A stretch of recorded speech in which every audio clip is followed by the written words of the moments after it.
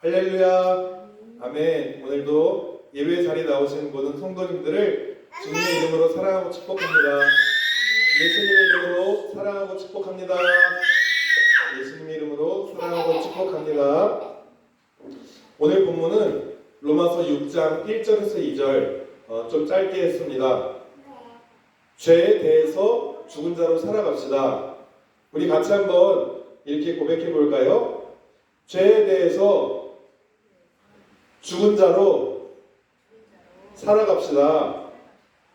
예, 오늘 본문에 지난주 내용이 죄가 더한 곳에 은혜가 더욱 넘쳤나니 라는 말씀을 합니다.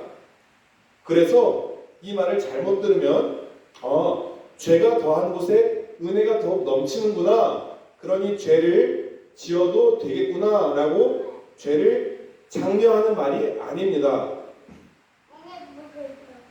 우리가 21절에 5장 21절에 우리를 위해서 예수님이 죽으신 것은 죄로 인해 사망이 우리 안에 들어왔듯이 은혜로 사람들을 의롭게 여기시고 예수님을 통해서 영생을 얻게 된다, 이것을 말하기 위해서 한 것이지 결코 죄를 장려하는 말이 아닙니다.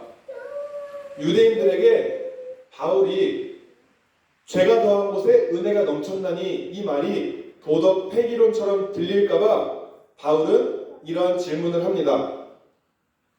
우리가 은혜를 더하게 하려고 죄에 거하겠느냐? 더 많은 은혜가 있을 수 있도록 우리가 계속 죄를 짓고 살 거냐? 이 말을 합니다. 바울은 단지 인간의 내면의 죄성을, 그 충동을 억제하고 다스리라는 권면을 넘어서서 이제는 내가 죄에 대해서 죽은 자다, 내가 예수님과 연합해서 우리의 옛 자아와 죄의 성향이 이젠 죽었다라고 말합니다. 그런 자들은 더 이상 죄를 짓지 않고 죄에서 해방됩니다. 오늘 본문 7절에서처럼 이는 마치 다음과 같습니다. 사형 선고를 기다리는 사형수가 사형 집행일 전에 죽어버리면 어떻게 됩니까? 사형 집행을 받을 필요가 없죠.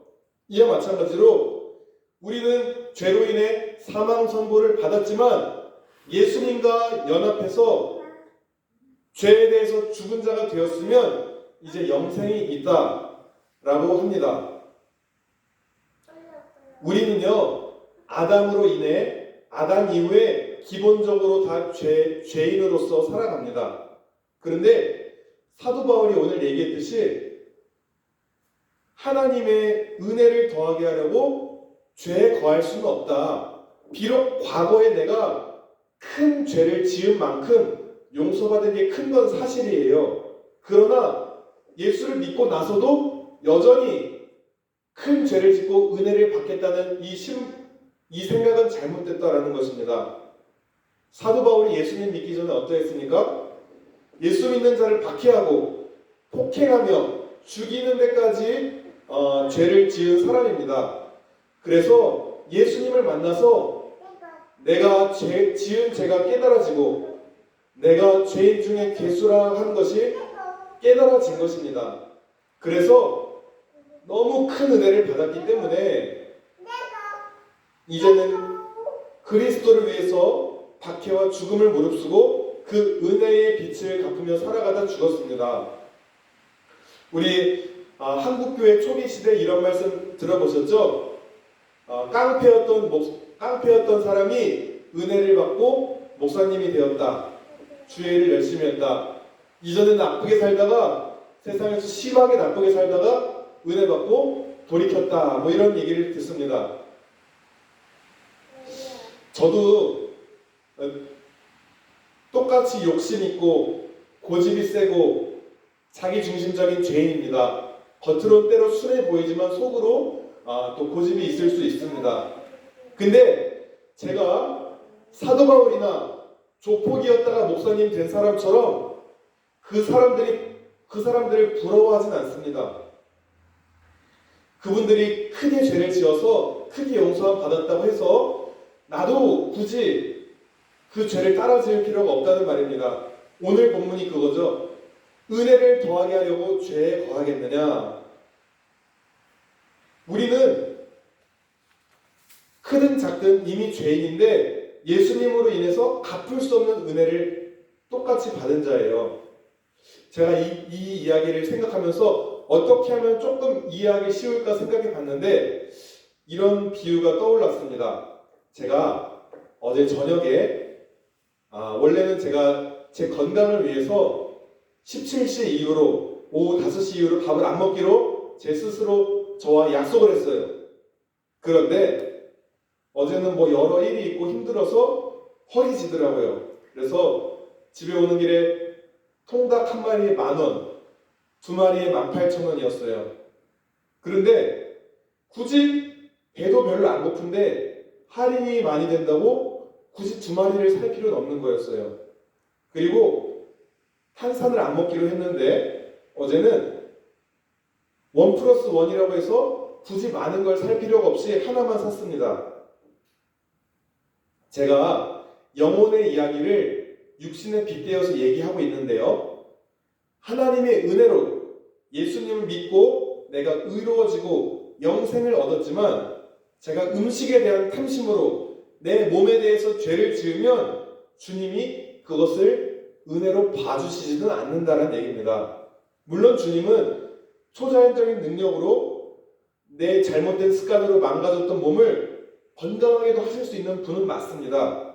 그러나 기본적으로 제가 제 건강을 위해서는 의사 선생님의 조언대로 제때 잘 자고 좋은 음식을 먹고 내게 맞는 운동법을 적절한 운동 시간에 운동하는 것이 저의 육신의 건강을 위해 제가 해야 될 부분입니다. 자, 우리가 의사 선생님이 나를 향한 육신의 건강에 대한 이야기를 많이 들었어요. 내가 많이 지식이 있어요. 그렇다고 해서 내 육신의 건강이 보장되지 않습니다. 이와 마찬가지로 하나님의 계명 율법은 나의 죄를 비추는 거울 역할을 합니다. 그래서 말씀에 비추어 내 영혼의 건강 상태를 비춰주고 내가 영적으로 지금 병이 있구나 라고 내가 죄인임을 깨닫게 해주는 것입니다. 그런데 그 하나님의 말씀 율법이 내 죄를 비춰주기는 하지만 내 죄를 닦아주지는 못합니다. 거울로 내 몸을 많이 보고 알고 있다고 해서 내 건강이 좋아지지 않습니다. 이와 마찬가지로 우리가 하나님의 율법을 통해 내 연약함을 깨닫고 예수님의 은혜가 필요하다는 것을 깨닫고 주님께로 나아오게 하는 것이 율법의 기능인 것입니다. 그런데요, 주님은 그래, 네가 이제 나를 믿으니까 율법은 이제 필요 없어. 율법은 무의미해 라고 말씀하지 않으셨어요. 물론 구원은 예수님 한 분만으로 가능합니다. 그런데 예수님이 이렇게 말씀하셨어요. 내가 율법을 폐하러 온 것이 아니다. 율법을 완성하러 오셨다. 율법의 1.1획도 땅에 떨어지지 않는다. 결코 율법을 가볍게 여기지 않으셨어요. 물론 이 말은 우리가 율법을 지키려는 우리의 행위, 율법주의와는 전혀 다른 개념입니다. 그런데 우리가 율법을 통해서 알 수 있는 것은 천하의 바리새파 사람이라도 천하의 어떤 사람이라도 율법을 지킬 수 있는 사람은 없다. 그리고 그러니까 죄의 영향력 아래서 자유로울 수 있는 사람이 없다. 왜냐하면 율법을 못 지키니까 죄가 드러나고 진노를 당할 인생임이 판명이 난 것이죠. 야고보서 2장 10절에 이런 말씀이 있습니다. 누구든지 온 율법을 지키다가 그 하나를 범하면 모두 범한 죄가 된다. 자, 인생 살면서 실수로라도 율법을 안 지킬 존재가 없다라는 것입니다. 로마서 10장 5절에 모세는 율법을 의지하고 지키는 사람은 그것을 완전히 지켜야만 구원을 받을 것이다. 이렇게 율법주의가 문제입니다. 그런데 우리가 예수님 안에 예수님과 연합해서 살아가다 보면 오늘 바울의 말씀처럼 어떠한 존재가 됩니까? 내가 예수와 연합한 즉시 죄에 대해서 죽은 자가 되었다. 이 말은요, 내가 예수를 믿어서 완벽해졌다라기보다는 예수 안에서 내가 죄인이므로 상하고 깨진 마음으로 주님만 바라보는 마음이 되었다. 이 상태가 죄에 대해서 죽은 자라는 것입니다. 그래서 주님의 은혜에 힘입어서 하나님이 주신 계명을 지키려고 하는 게 죄에 대해서 죽은 자인 것입니다. 어떤 사람은 이런 얘기를 합니다. 야, 사람은 율법 다 못 지켜. 예수님만 믿으면 돼. 그러니까 율법을 그냥 짓고 죄를 짓고 회개만 하면 돼. 다 용서해 주셔. 마치 예수님을 믿은 게 모든 것의 면죄부가 되는 것처럼 말합니다. 이러한 사고를 가진 사람들로 인해서 주님의 은혜의 복음이 값싼 은혜로 공격받기도 합니다. 독일의 본헤퍼 목사님은 값싼 은혜에 대해 이런 정의를 내렸죠. 값싼 은혜는 회개 없이도 죄를 용서하는 설교요. 공동체 훈련 없어도 베푸는 세례요. 죄의 고백도 없이 참여하는 성만찬이요. 인격적인 참회 없는 면죄의 확인입니다. 순종 없는 은혜, 십자가 없는 은혜, 살아계시고 인간이 되신 예수 그리스도 없는 은혜, 이것이 값싼 은혜입니다. 뼈를 깎는 훈련이 없는 그리스도를 닮아가 자기 부인이 없는 제자도, 사람들에게 인정받고 높임받기를 원하는 리더들, 또 직분을 계급으로 하는 자칭 주의 종들, 복받기를 원하지만 희생을 거부하는 성도들, 이런 것들이 요새의 값싼 은혜가 아닐까 생각합니다. 그런데 예수님은요, 죄에 대해서 이런 이야기를 합니다. 요한복음 16장 8절에 예수님이 나는 죄에 대해, 의에 대해, 심판에 대해 책망하러 왔다. 여기서 죄는 무엇입니까? 세상 사람들이 예수님을 믿지 않는 것을 죄라 합니다. 예수님을 통해서가 아니라 내 스스로, 내 능력으로 해결해 보고자 하는 것이 죄라는 것입니다. 오늘 본문 2절에 죄에 대해 죽었다는 삶은요, 나의 도덕성과 나의 행위로 죄에 대해 죽었다는 것이 결코 아닙니다.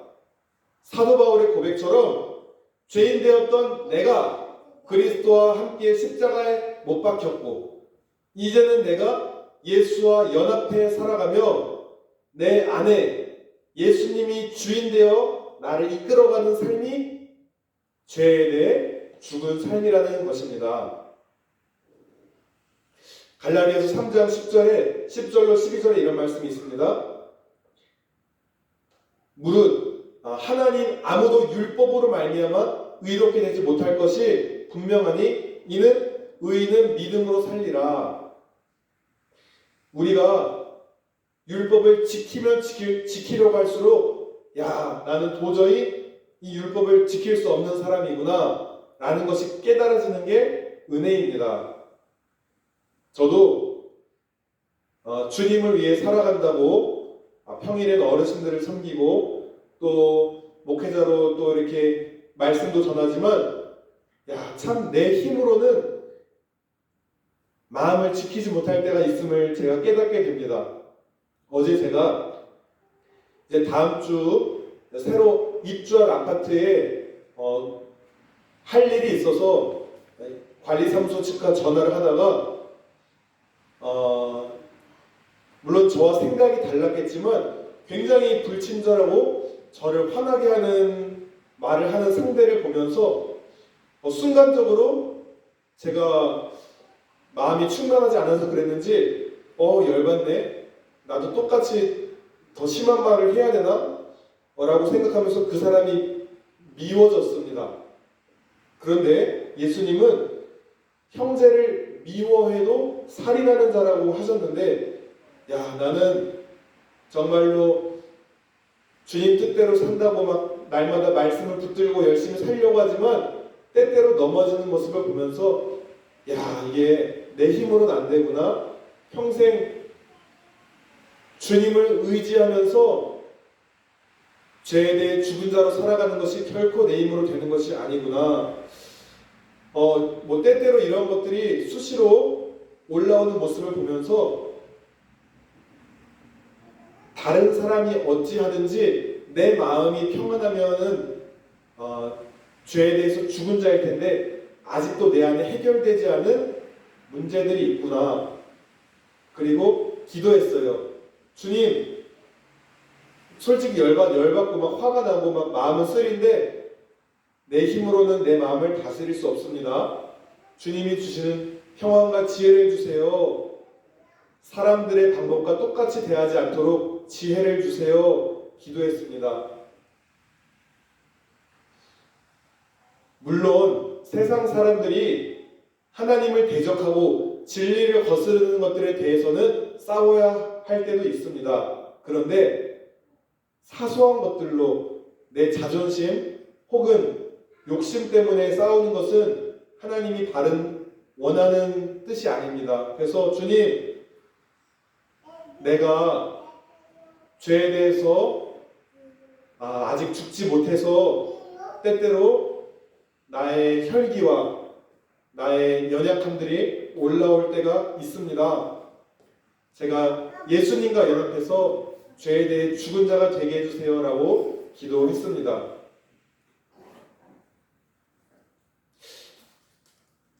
어떤 죄를 지어도요, 우리가 예수님을 통해서만, 예수님으로만 구원받는 게 맞습니다. 그런데 그 말씀이 하나님의 율법을 지키지 않아도 되고 죄를 많이 지어도 된다는 그러한 논리로 이어지는 것은 아닙니다. 하나님의 마음이 담긴 율법을 어기는 것은 우리 영혼의 건강에 좋지 않습니다. 물론 죄를 짓고 살아가는 게 결국 구원의 문제에 다다르지 않는다 하더라도 우리 영혼이 병들고 건강하지 못하다 보면 심각한 상태까지 이르를 수 있다는 것을 우리는 간과해서는 안 됩니다. 제가 육신의 건강으로 우리 영혼을 빗대어서 얘기했는데, 제가 아까 서두에 말씀드렸듯이 내 건강을 위해 지킨 룰들, 깨닫게 된 룰들을 지킬 때는 제 스스로도 몸이 가볍고 가뿐합니다. 제가 어제 저녁에 늦게 통닭과 콜라를 먹었다고 당장에 제 육신이 죽지는 않습니다. 그러나 몸이 둔해지고 살이 찌며 건강이 안 좋아집니다. 이와 마찬가지로 하나님은 죄를 용서하시는 분이지만 반드시 죄에 대해서 치러야 할 대가, 죄책은 있다라는 것입니다. 우리가 죄에 대해서 죽은 자가 되기 위해서는 그리스도의 죽으심과 부활로 내가 죄에 대해 죽은 자가 되었다라는 것을 인식할 필요가 있습니다. 내 힘으로는 죄에 대해서 죽지 못하는데 주님과 연합할 때만 내가 죄와 죄에 대해서 죽은 자가 되는 것입니다. 그리고 의롭게 됨과 성화, 칭의와 성화 모두 역시 그리스도 안에서만 이루어질 수 있음을 깨닫게 됩니다. 어떤 사람은 믿음으로 의롭게 되는 것은 예수님 몫이고 성화, 내가 주님 닮아가야 되는 것은 내 몫이다 라고 말하는 사람이 있는데, 물론 일면 의지적으로 내가 주님 따라가야 되는 부분도 있을 수 있지만 오늘 바울이 말한 것처럼 내가 죄에 대해서 죽은 것은 주님과 연합할 때만 가능한 것이다. 내 힘으로 되지 않는다. 말씀을 정리하겠습니다. 디모데후서 2장 1절 말씀처럼 내 아들아, 그러므로 너는 그리스도 예수 안에 있는 은혜 가운데서 강하고, 우리가 영적으로 강건할 수 있는 비결은 무엇입니까? 은혜 안에 있을 때 주님의 말씀과 기도를 통해서 우리가 주님의 사랑과 은혜 아래 거할 때 내가 그때야 비로소 죄에 대해서 죽은 자로 살아갈 수 있게 되는 것입니다. 우리가 그렇게 은혜 아래 강하며 주님의 강한 군사로 믿음의 선한 싸움으로 승리하시는 우리 모두 되시길 기도합니다. 그리하여 더 예수님을 사랑하고 더 주님을 닮아가는 믿음의 사람으로 살아가게 되시길 예수님의 이름으로 축복하며 기도합니다. 아멘. 하나님 감사합니다. 오늘도 말씀을 통해 깨달을 바를 알려주시니 감사합니다. 우리가 죄의 은혜가 더하고자 죄에 더 이상 거할 수 없습니다. 하나님, 우리의 옛 본성과 옛사람이 내 힘으로는 죽어지지 않습니다. 그리스도와 연합할 때에 우리가 죄에 대해 죽고 하나님에 대해 살아있는 자가 되는 것을 깨닫게 되었습니다. 하나님, 주 없이는 살 수 없습니다.